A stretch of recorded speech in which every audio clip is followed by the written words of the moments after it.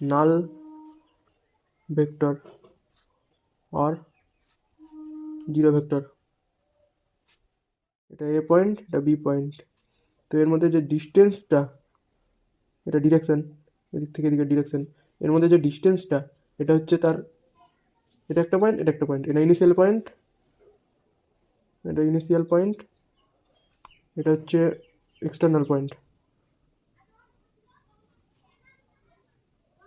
তো বন্ধুরা, এ পয়েন্ট থেকে বি পয়েন্টে যে দূরত্ব, মানে যে দূরত্বটা অতিক্রম করলো এবং এ পয়েন্ট থেকে বি পয়েন্টে আসলো, এটা হচ্ছে ইনিশিয়াল পয়েন্ট, এটা এক্সটার্নাল পয়েন্ট। আবার এ পয়েন্টেই ফিরে আসবে, এ পয়েন্টে ফিরে আসবে, এ পয়েন্ট থেকে গেল কোনো কোনো কিছু, এ পয়েন্ট থেকে গিয়ে আবার এ পয়েন্ট থেকে ফিরে আসলো, তখন সেটি হবে নাল ভেক্টর। অর্থাৎ ডিরেকশন তো এটাই। আমরা ভেক্টরে কী কী আছে জানি, ভেক্টরের জানি ম্যাগনিটিউড